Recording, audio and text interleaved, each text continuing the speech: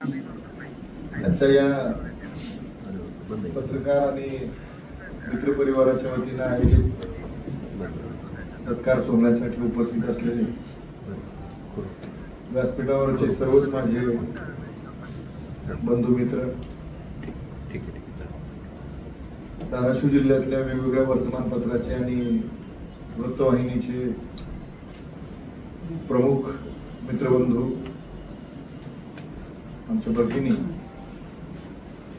आणि विविध सामाजिक संघटना संस्था यांच्या माध्यमातून आपापल्या क्षेत्रात काम करत असलेले सगळे मान्यवर, खर तर इतका आगळा वेगळा स्टेज मी साधारण 1998 पासून भारतीय जनता पार्टीचं काम करतो. 1998 ते 2025 असं साधारण 27 वर्षांमध्ये या पद्धतीचं व्यासपीठ मला कधी बघायला मिळालं. आणि मला वाटतं जसं मला बघायला मिळालं नाही, मला पाहायला मिळालं नाही, तसं शहरातल्या पण खूप जणांना असं व्यासपीठ पाहायला मिळालं नसावं. कारण व्यासपीठावरची सगळी आपण प्रमुख मान्यवर जर पाहिली तर दैनंदिन ज्यांच्या बरोबर आपल्याला वैचारिक लढाई लढायची आहे, विचारधारेची लढाई लढायची आहे, ज्यांच्या बरोबर आपल्याला कर्तृत्वाची लढाई लढायची आहे, ज्यांच्या बरोबर आपल्याला लोकशाहीने दिलेल्या अधिकाराचा वापर करून निवडणुकीची लढाई लढायची आहे, अशा सगळ्या लोकांची चेहरे इथं आहेत. आणि हे सगळे महेशजींनी सांगितल्यावर म्हणजे मला काल आणि परवा 2 दिवसामध्ये फक्त पत्रकार संघांतर्फे तुमचा 1 to 1 असं गेट टुगेदर आपल्याला करायची इथपर्यंत हे माहित होतं. परंतु आता आल्यानंतर मला त्यांनी सांगितलं की आपण शहरातल्या प्रमुख अशा सगळ्या लोकांना एकत्रित बोलवलंय. मला असं ऐकल्यावर असं 1 मिनिटासाठी बरं पत्रकार आहेत नाही कसं म्हणायचं, तुम्ही असं का केलं असं पण म्हणू शकत नाही. पण मी जरा 1 मिनिटात सावरलो, म्हणजे ठीक आहे हरकत नाही, आता महेशजीने केलंय, बाबा हे सगळी टीम आहे तर चांगलंच असणार. आणि त्यांनी मला सांगितलं की दत्ता तुझ्या कार्यक्रमाला सगळ्यांना आम्ही बोलवलं तर प्रत्येक जण येतो म्हणाला. कोणी असं मला काहीतरी चौकट आहे आणि मी त्या चौकटीत कसं बाहेर जाऊ किंवा मध्ये असं कोणी म्हणलं नाही. तर मी फक्त भगवान श्रीकृष्णाचे आणि छत्रपती महाराजांचे आभार मानू शकतो. याच्या पलीकडे माझ्याकडे काहीच नाही. ही सगळं त्यांच्या संस्कारातनं किंवा त्यांना जितकं समजून घेतलंय त्यातनं निर्माण झालेलं हे वर्तन असू शकतं की लोकांना वाटतं की याच्यासोबत आपण असावं किंवा हा आपल्या सोबत असावा. तुम्ही पहा, जनरली एक नेचर असतं प्रत्येकाचं. म्हणजे ज्याला शेतीची आवड आहे का नाही, तो कायमस्वरूपी त्याच्या डोक्यामध्ये त्याच्या बोलण्यामध्ये कायमस्वरूपी शेतीची अवजारं, शेतीची मशागत, शेतीतली उत्पादनं, शेतीचं बियाणे, शेतीतले पाणी, शेतीतली जनावरं, त्याची 100 शब्द जर आले तर 100 शब्दामधले 80 शब्द शेतीविषयक असतात. कायम त्याच्या डोक्यामध्ये ते असतात. एखाद्याला व्यायामाची आवड असेल प्रशांत भैया, तर तुम्ही बघा आपल्या शहरात असे काही 2-4 लोक आहेत ज्यांना व्यायामाची आवड आहे. दुपारचे 2 जरी वाजले तरी त्यांच्या अंगातला ट्रॅक सूट आणि पॅन्ट निघत नाही, ते कायम त्या व्यायामाच्या मूडमध्ये असतात. एखाद्याला जर उद्योगाचा नाद असेल की नाही, त्याला काही भेटलं तर ते तुम्हाला सांगतो भेटत होतं, तुला माहित नाही मी अहमदाबादला गेलो त्या MIDC 10,000. म्हणजे एक अशी ज्याला ज्या क्षेत्रामध्ये आवड असते ना तसं त्याचं नेचर बनतं. मला जसं कळत आहे, मी जसं या क्षेत्रात काम करतोय तसं माझं नेचर आभाराचं झालंय. मी कायम आभाराच्या मूड मध्ये असतो, कायम आभाराच्या नेचर मध्ये असतो. काही झालं मला मी आभार मानतो. मग समोरच्या व्यक्तीचे असतील, कुठलीही चांगली घटना घडली किंवा कुठल्याही चांगल्या व्यक्तीकडनं चांगलं काहीतरी आपल्या कानावर पडलं, आयुष्यामध्ये काहीतरी बदल घडतोय असं जे काही जाणवलं असेल तक्षणी आपण डोळे मिटायचे आणि आभार मानायचे. म्हणजे हा जो मोड आहे ना, आभार मानण्याचा जो मोड आहे, हा मोड अजून आजच्या तारखेपासून तो अधिक वाढला. मी आता म्हणालो की मी भगवान श्रीकृष्णाचे आणि छत्रपती महाराजांचे आभार मानतो. आपण शिकलो जन्मल्यापासून आतापर्यंत आपण कसं वागायचं, कसं राहायचं, कसं असायचं, कसं नसायचं, याचं सगळ्यात मोठं मार्गदर्शन कुठे मिळतं तर ते ग्रंथांमधनं मिळतं. मी महाराजांना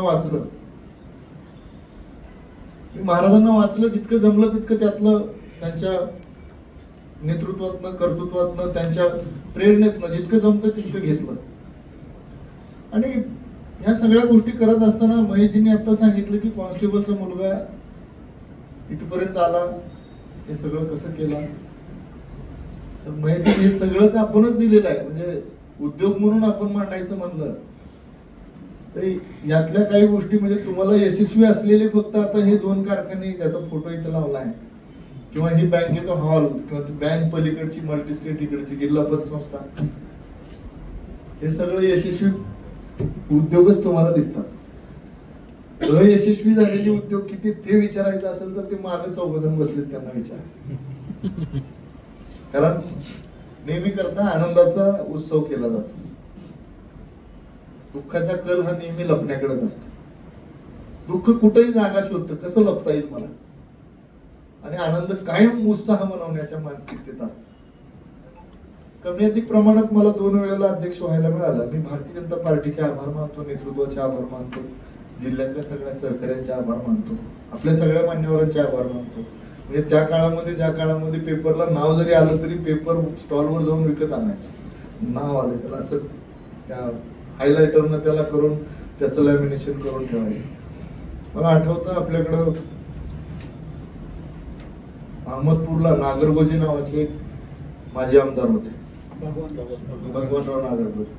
मी त्यावेळेला शहराचा सरचिटणीस होतो आणि त्यांची चिरंजीव तिकीट मागायला, सुधाकरराव नागरगोजे, त्यांची चिरंजीव तिकीट मागायला लातूरला स्वर्गीय गोपीनाथरावजी मुंडे साहेब आले होते. तिथे एक ब्लड बँक आहे, त्या ब्लड बँकेचा हॉल आहे. त्या हॉलला मुंडे साहेबांचा कार्यक्रम होता आणि ते नागरगोजे साहेबाचे चिरंजीव आमदारकीचं तिकीट मागायला आले. आणि ज्यावेळेला ते तिकीट मागायला आले होते त्यावेळेला मी बघितलं, आम्हाला उत्सुकता मुंडे साहेबांना जवळून पाहण्याची. खूप साधा कार्यक्रम. ज्यावेळेला आम्ही बघितलं ते नागरगोजेंकडे इतकं मोठं असं फाईल होती, आपलं फोल्डिंग फाईल असते ना, त्याची मोठी फाईल होती. आणि एक फाईल घेऊन एक जण गेलेला, दुसरी फाईल घेऊन दुसरा गेलेला, आणि त्यांनी त्या फाईल मध्ये काय, मला असं वाटलं की इतकं मुंडे साहेबांना काय घेऊन चालला असेल फाईल असं. आणि पुढारी माणूस आहे, असं काही एसपी कलेक्टर तर दिसत नाही कपड्यावरून. उत्सुकतेने मी त्यांच्या मागे गेलो आणि बघितलं तर स्वतःची नावं छापून आलेले किंवा स्वतः केलेल्या आंदोलनाचे कात्रण फोल्डिंग फाईल मध्ये दाखवून मुंडे साहेबाला ते दाखवत होते की हे बघा मी इतकं काम केलं, तुम्ही मला तिकीट दिलं पाहिजे. मला तेव्हापासून कळलं की पेपर मध्ये नाव पक्क आलं पाहिजे. मी म्हणलं नाव आलं पाहिजे, हे असं दाखवावं लागतं, म्हणून पेपरला नाव आलंच पाहिजे.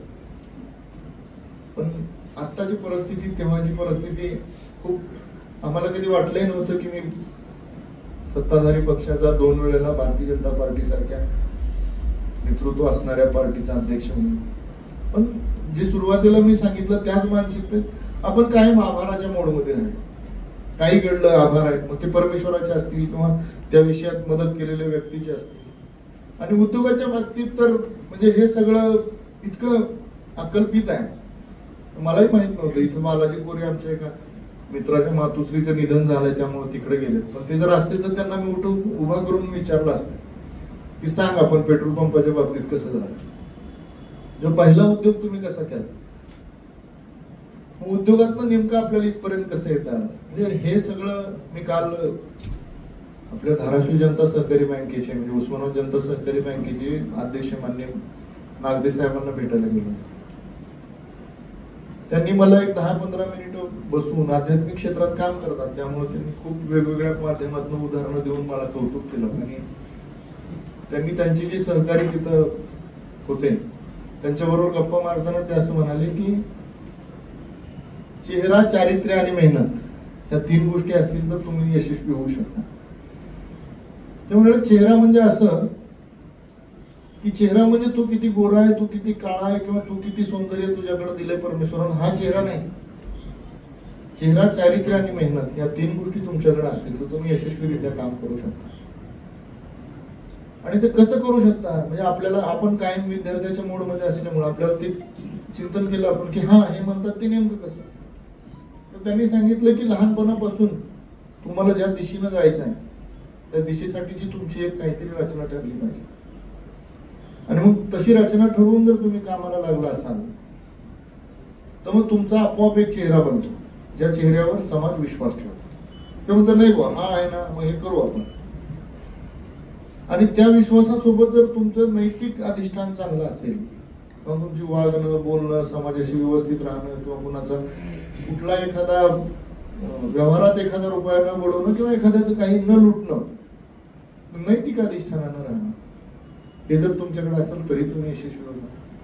आणि सगळ्यात महत्वाचं आहे ती म्हणजे मेहनत.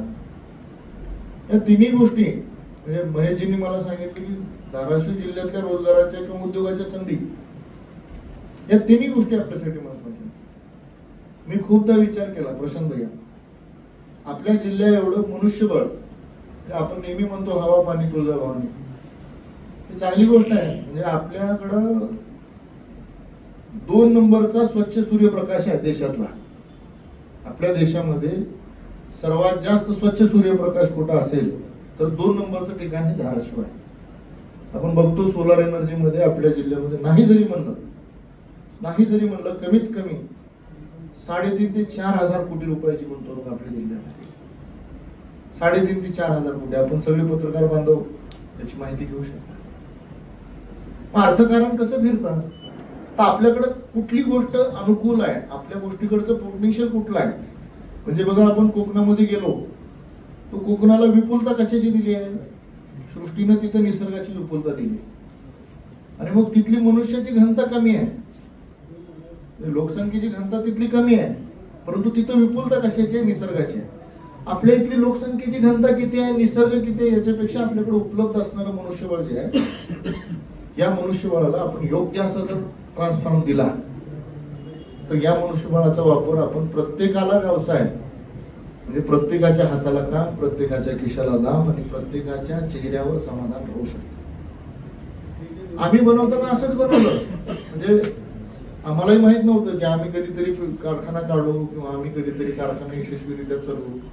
हा फक्त इतकं होतं की सिद्धिविनायक म्हणून आम्ही काम करत असताना योग्य हाताला योग्य काम देण्याचा प्रयत्न केला आणि योग्य हात मिळाला की त्याला योग्य काम देऊनच टाकलं पाहिजे. अशाच परिस्थितीतून आम्ही गेलो. आणि हे खूपदा म्हणजे आपल्या जिल्ह्याला एक ट्रेंड येतो, अग्निवेजी आपल्याकडे ट्रेंड येतो, तुम्ही नीट आठवा. साधारणतः 2003 ते 5 चा जो काळ होता, तुम्ही नीटपणे आठवा, आपण सगळे शहरात काम करणारे लोक, तो ट्रेंड होता फायनान्सचा. तुम्ही जिकडे बघाल तिकडे फायनान्स होते. त्याच्या आधीचा ट्रेंड होता कम्प्युटर सेंटरचा. धाराशिव जिल्ह्यात तुम्ही जिथं बघाल तिथं, धाराशिव शहरात तुम्ही जिथं बघाल तिथं तुम्हाला एरिया वाईज कम्प्युटर सेंटर दिसायचे की हे कम्प्युटर सेंटर, ते कम्प्युटर सेंटर. त्याच्यानंतरचा ट्रेंड आला फायनान्सचा. त्याच्यानंतर कुठला ट्रेंड आला, त्याच्यानंतरचा ट्रेंड आला व्हेकल्सचा. ही म्हणजे प्रत्येक 4 घरापैकी एका घरात व्हेकल असायचे. मग ते ट्रेननी ट्रान्सपोर्टेशनचं काम करायचं. असे ट्रेंड येत येत येत येत गेलेत आपल्याकडे. म्हणजे असं आहे की 2011 साली ज्यावेळेला सिद्धिविनायक मल्टीस्टेटचं रजिस्ट्रेशन झालं, उपेंद्रजी त्यावेळेला 27 मल्टीस्टेटचं रजिस्ट्रेशन धाराशिव जिल्ह्यात झालं होतं. 27 म्हणजे सगळ्यात जास्त रजिस्ट्रेशन असलेला जिल्हा बीड आणि त्याच्यानंतरचा सगळ्यात जास्त रजिस्ट्रेशन असलेला जिल्हा धाराशिव. तुम्ही बघा मागच्या 5-6 वर्षामध्ये आता जागरी पावडरचे प्लांट झाले तर देशाला एकूण देशाला लागणाऱ्या गुळ पावडरच्या 60% गुळ पावडर तुमचा धाराशिव जिल्हा निर्माण करा. 60%. कल्पना करा. अनएम्प्लॉयमेंट किती झाले आहे. या माध्यमातून निर्माण झालेली जी एम्प्लॉयमेंट आहे ना, या एम्प्लॉयमेंटला गव्हर्नमेंटनं रजिस्टर्ड केले नसेल बट नाही यांचा कधी पगार थांबतो, नाही यांच्या कुठल्या अडचणी येतात, नाही यांना कुठल्या वेगळ्या माध्यमातून त्यांची कुठं पिळवणूक होते, काही नाही. हे उद्योग देणाऱ्या व्यक्तीला, उद्योग निर्माण करणाऱ्या व्यक्तीला उद्योगाच्या माध्यमातून जर सामाजिक क्षेत्रात, म्हणजे आम्ही तर असं काम करतो, आम्ही आता आमचे परिवारामध्ये सिद्धिविनायक परिवारामध्ये 755 लोक आम्ही सहकारी मिळून काम करतो. आणि या 755 लोकांमध्ये एकही उद्योग असा नाही की जो एकटाच उद्योग आहे की जो त्याचा प्रोप्रायटर मी आहे आणि त्याचा थेट 1 रुपया माझ्याच घरी येतो, असं एकही उद्योग नाही. आणि हे आम्ही ठरवून केलं ना तर बिलकुल नाही. कदाचित नियतीलाच तसं अपेक्षित असावं की तू 1 रुपया मिळाला तर तुला 10च पैसे मिळाले पाहिजे, तुझे 90 वाटलेच गेले पाहिजे. हे ठरवून झाल्यासारखं आहे. पण आता तो ट्रेंड झाला. इतकं मनुष्यबळ व्यवस्थित आपल्याकडे असताना सुद्धा आपल्याकडे बऱ्याचदा काय होतं की म्हणजे जे धोरण ठरवणारी लोक आहेत, म्हणजे आम्ही पुढारी मंडळी त्या पातळीवर आम्ही काम करतो, परंतु बोलताना सुद्धा आपण कुठल्या मुद्द्यांवर बोललं पाहिजे. आपण एखाद्यामध्ये पोटेन्शियल दिसलं, म्हणजे आमचा आरिफ भाई उत्तम फोटोग्राफर आहे, तर आरिफ भाईला त्याच्या मनामध्ये आपण स्वप्न जागे करून दिले पाहिजे. तुझा स्टुडिओ झाला पाहिजे, तुझ्याकडे तू पुण्यात ऑफिस असलं पाहिजे, तू पुण्यामधले लोक तुझ्याकडे आले पाहिजे, तू असं म्हणजे त्यातलं अपग्रेडेशन आपण काय देऊ शकतो. तर ही नेचर आणि ही कन्सेप्ट लोकप्रतिनिधींनी किंवा या समाजाचं नेतृत्व करत असणाऱ्या किंवा त्या घटकामध्ये स्वतः काहीतरी सिद्ध केलंय अशा लोकांनी ती केली पाहिजे. मी बऱ्याचदा म्हणतो, खूप जण माझ्याकडे येतात आणि एक सगळा महत्वाचा मुद्दा काय असतो ताई की माझ्याकडे कोणी जरी आलं, मी स्वतःला पहिलं तर मी यशस्वी उद्योजक नाहीये. तर खूप जण कौतुक करताना किंवा उल्लेख करताना असं म्हणतात की आपल्या जिल्ह्याचे यशस्वी उद्योजक. मी 100% यशस्वी उद्योजक नाही. मला माझा उद्योग ज्या दिवशी मला वाटेल की या डिझाईन मध्ये तो आता चालतोय, त्या दिवशी मी सांगेन की मी यशस्वी उद्योजक नाही. आजच्या तारखेमध्ये उद्योग निर्माण केलेला आणि त्यात यशस्वी होण्याचा प्रयत्न करणारा उद्योजक म्हणून मी आहे. कारण मला यशस्वी उद्योजकाचे मापदंड वेगळे. बघा कसं होतं ना की समजा आपल्याकडं खूप चांगला लिहिणारा तुमच्यातला एखादा बांधव आहे, खूप चांगलं लिहितो, खूप म्हणजे अगदी त्याचं वाचन आपल्याला उरकत नाही, त्याच्या प्रत्येक शब्दाचा अर्थ लावायला आपल्याला 2-5 मिनिटं लागतात, इतकं छान लिहितो. म्हणजे त्याचा अगदी 1.5 कॉलम जरी वाचायचं म्हणलं तरी आपल्याला मेंदूला पार अगदी एकाग्र व्हावं लागतं. खूप छान लिहितो. आपण त्याचं कौतुक करताना काय म्हणतो, इतका छान लिहितो ना, हा पी साईनाथ सारखाच आहे. त्याची गुणवत्ता त्याच्या पुरती छान आहे ना, त्याला पी साईनाथ बरोबरच परफॉर्मन्स पेक्षा कशासाठी, तो छानच आहे, तो चांगलंच काम करतोय. तुम्ही यशस्वी उद्योजक आहेत. म्हणजे यशस्वी उद्योजकाची व्याख्या काय असते की एकूण तुमच्या गुंतवलेल्या भांडवलाच्या रचनेमधली तुमच्याकडे निर्माण झालेली गंगाजळी ही तुमच्या गुंतवलेल्या भांडवलाच्या 50% ज्या दिवशी तुमच्याकडे असेल त्यावेळेला तुमचा उद्योग यशस्वी आहे. म्हणजे मी 10 रुपये जर उद्योगामध्ये लावलेत आणि उद्योग चालवून त्याच उद्योगातल्या नफ्यातनं मी जर 5 रुपये माझा सगळा खर्च भागवून 5 रुपये जर मी शिल्लक ठेवले असतील आपत्कालीन परिस्थितीमध्ये काम करण्यासाठी, किंवा माझ्या आपल्याकडे कंपनी आहे हायवेची कामं करायची, आपल्याला त्यांच्याकडं भेटून मी त्यांना सहज विचारलं की तुम्ही हे मॅनेज कसं करता. तुम्हाला खोटं वाटेल, त्या कंपनीच्या पुढच्या 5 वर्षाच्या कर्मचाऱ्यांच्या सगळ्या पगारीच्या रकमा नॅशनल बँकेमध्ये एफडी करून त्यांनी ठेवल्या. तुमच्या माझ्या ओळखीची कंपनी आहे, मी तुम्हाला आता जाहीर नाव नाही सांगत, पण तुमच्या माझ्या ओळखीची कंपनी. मग ते खरे यशस्वी उद्योजक आहेत.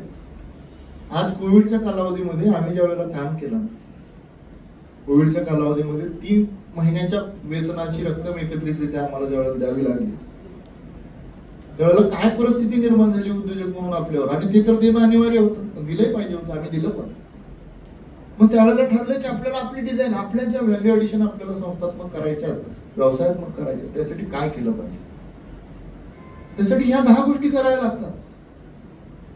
आणि सगळ्यात महत्वाचं काय की तुम्ही ज्या वेळेला त्या नेचरमध्ये येता, म्हणजे मी अग्निवेश, आम्ही मला वाटतं 2-3 वर्षापूर्वी ताजमहल टॉकीज जवळ आमची भेट झाली होती. आणि तिथे भेटल्यावर मी त्याला म्हणलं की आपल्याला एक कार्यक्रम करायचा आहे, 200-300 पोरं आपल्याला असे तयार करायचे आहेत ना की 100% उद्योगाशिवाय त्यांनी काहीच केलं नाही पाहिजे. त्यातले 10 तरी तयार होतील. आता खूप जणांच्या उद्घाटनाला कार्यक्रमाला आपण जातो आणि त्या रस्त्याने नंतर ज्या वेळेला 2 महिन्याने आपण जातो ना, तर त्या उद्योगाची अवस्था अशी असताना काउंटरवर एक जण असा दुकानाकडे पाठ करून बसलेला असतो, बाकडे समोर टाकलेले असते, त्याच्यावर 2 बसलेले असतात. मालक तर आपला त्या मोबाईलवरच असते आणि दुकानातल्या मालाची अवस्था अशी तशीच असते. आणि ज्या बँकेने त्याला कर्ज द्यायचंय त्या बँकेचा मॅनेजर तिथे गेला तर त्याला नेमकं गिराईक आहे का मॅनेजर आहे तिच्या मालकाला नेमकं कळत, तोपर्यंत त्यांचं व्यवसायाचं इन्स्पेक्शन होऊन पण गेलेलं असतं. आणि मग नंतर बोंब काय मारायची, नाही भरपूर प्रयत्न केले पण जमलंच नाही. जमेल कसं? उद्योग व्यवसाय करायचा आहे ना तर गाडून घेतलं पाहिजे. तुमच्या श्वासाबरोबर ध्यासाबरोबर तुमचं नातं जमलं पाहिजे. जेवढं प्रेम आपण सगळ्यात जास्त प्रेम कशावर करतो? आपल्या श्वासावर करतो. आपला श्वास बंद झाला, वंदे मातरम झाला. पण तुमचं तुमच्या श्वासावर जेवढं प्रेम आहे ना तेवढं तुमच्या ध्येयावर पाहिजे, तुमच्या स्वप्नावर पाहिजे. तुमचं स्वप्न मग माझं स्वप्न आहे की मला कायमस्वरूपी लँड न होताच असं हवेतच फिरायचं आहे. पण त्याच्यासाठी मी काय करतोय? आमचा आता मी मागच्याच 3-4 दिवसापूर्वी याच सभागृहामध्ये ज्यावेळेला कार्यक्रम झाला त्या सभागृहातल्या कार्यक्रमात त्या एका आमच्या ज्येष्ठ व्यक्तींनी सांगितलं की दत्ताभाऊ आज इकडं असतो, उद्या तिकडं असतो, परवा तिकडं असतो, इतका फिरतो तितका फिरतो, असा फिरतो. मी म्हटलं मी कायम फिरतो, मी तरी सुद्धा रोज तुम्हाला दिसतो का नाही? तुम्हाला महिनाभर झाला दत्ता कुलकर्णी दिसलाच नाही असं झालंय का? तर नाही, कारण आपलं कायम रुटीन काम इथं आहे. उद्योग करायचा आहे. तुमच्या डोक्यामध्ये जर एखादी कल्पना आली की मला बिस्लरीचा बाटलीचा उद्योग करायचा, तर त्या रकमेचा अभ्यास करा की त्याच्यासाठी गुंतवणूक लागणारी रक्कम किती. त्याच्यासाठी जर साधारणतः 25 लाख रुपये लागत असतील ना तर त्याच्या 1% रक्कम इतरांनी तो केलेला व्यवसाय कसा केलाय, कसा चालतो, त्याच्यासाठी काय आव्हान आहे त्याचा अभ्यास करण्यात आला. आणि मग ते व्यवसाय ज्या दिवशी टाकला, समजा बिस्लरीचा व्यवसाय मी यावर्षी टाकल्या तर मला दुसऱ्या महिन्यापासून त्याच्यात इन्कम चालू व्हायला पाहिजे. हे 100% चुकीचं गृहीतक आहे. तुम्ही उद्योग टाकताना उद्योगाची जर समजा भांडवलाची तुमच्या एकूण बजेट किंवा कोटेशन तुमचं जर 25 लाखाचं असेल ना तर त्या 25 लाखासोबत तुमच्या दैनंदिन कुटुंबाला 1 वर्ष चालण्यासाठी किती रक्कम लागते ते पण त्या कॅपिटल कॉस्ट मध्ये ऍड करायला पाहिजे. नाही तर तुम्ही 1 महिन्यात उद्योग चालू झाल्यापासून दुसऱ्या महिन्यापासून त्याच्या भांडवलाचे पैसे घेऊन तुम्ही खर्चायला लागता. नफा तुम्हाला 4,000 झालेला असतो, कुटुंबाचा आणि तुमचा खर्च 20,000 झालेला. खूप साऱ्या गोष्टी आहेत. म्हणजे आपल्याकडे सीएस यायला सुद्धा म्हणजे आले 2-3 महिने 2-3 जणांनी उद्घाटन केली, निघून गेली का? ती मानसिकताच नाही आपल्याकडं. आम्ही छत्रपती महाराजांच्या जयंतीच्या दिवशी आम्ही हनुमंतराव गायकवाड साहेबांना आणलो होतो. बीव्हीजी ग्रुपचे हनुमंतराव गायकवाड साहेब आपल्याकडे आले होते. हनुमंतराव गायकवाड साहेबांची विचारधारा, थॉट प्रोसेस कशी असेल, कसं मॅनेज करत असेल हे सगळं. मी म्हणलं साहेब तुम्ही काय वाचता? ते म्हणजे मी समरी वाचतो. समरी, पूर्ण पुस्तक वाचायला मला वेळ मिळत नाही त्यामुळे मी समरी वाचतो. गरज आहे ते आपल्यासारख्या लोकांनी, आणि आपण जर पुढारी आहोत तर गरज आहे आपल्यासारख्या लोकांनी 1 पाऊल पुढे टाकण्याची. समाज आपोआप 101 पाऊल तुमच्या पावलावर टाकणार. 101 वेळ काय तर तुम्ही त्यांच्यासाठी ऐकून आहे, तुम्ही त्यांच्यासाठी काहीतरी वेगळे आहेत, तुम्हाला ते फॉलो करतात. आणि आजचा ट्रेंड काय? आज तुम्ही आम्ही प्रशांत भैया ज्या कालखंडामध्ये शहरामध्ये जिल्ह्यामध्ये राजकारण सुरू केलं, आज मला 20-25 वर्ष झाली, तुम्हाला 20-25, इथे व्यासपीठावरच्या प्रत्येकाला 20-15-20 वर्षच्या पुढे गेलो. पण आजचा ट्रेंड हा रील्सचा ट्रेंड आहे. रील्सचा झटपट आहे सगळं. म्हणजे पेपरमध्ये बातमी छापून येण्यासाठी 8 दिवस लागायचे, आता 8 दिवसामध्ये तुम्हाला 8 लाख फॉलोअर्स कसे येऊ शकतात त्या लेवलला तुम्ही. हे सगळं असताना त्याला विचार नेमका कसा द्यायचा हे काम आपलं. आणि पत्रकार संघाचे खूप आभार मानेन, महेश जी असतील, चंद्रसेन बाबा असतील, सगळ्याच टीमचे, की हे सगळं तुम्ही मनावर घेतलं म्हणून हे शहरातलं म्हणजे पिक्चर ऑफ द डे नाही आहे. हा जो फोटो इथला असेल किंवा समोरचा असेल हा पिक्चर ऑफ द डे नाहीच आहे, हा पिक्चर ऑफ द सेंचुरी असेल. पिक्चर ऑफ द सेंचुरी की हे सगळे एका जीवाने एका ठिकाणी काम करतायत. नेता ना पक्ष ना विचारधारा आले एका ठिकाणी 100% विचारधारेला आले असतील, काम करत असतील, सगळ्यांना सोबत घेऊन करत असतील, आपापल्या क्षेत्रात करत असतील. परंतु शहरांनी जिल्ह्यांनी ठरवून टाकलं की आम्हाला एका दिशेने जायचं तर काय होऊ शकतं म्हणजे एक उत्तम उदाहरण आजच्या या व्यासपीठातून दिसतं. बोलायला माईक सोबत असल्यावर आपण किती बोलू शकतो महेशजी. त्यामुळं आपल्या सगळ्यांसोबत जास्त गप्पा मारण्यापेक्षा आपण पण काही सूचना सुधारणा असतील तर मला सांगाव्यात या अपेक्षेसह आपण जो माझा सत्कार सन्मान या ठिकाणी केला. आणि इतकंच सांगेन की सिद्धिविनायक परिवाराच्या माध्यमातून खूप साऱ्या लोकांना आपण कर्जाच्या माध्यमातून असेल किंवा वेगवेगळ्या संस्थात्मक विषयाच्या माध्यमातून असेल खूप साऱ्या लोकांना मदत केली.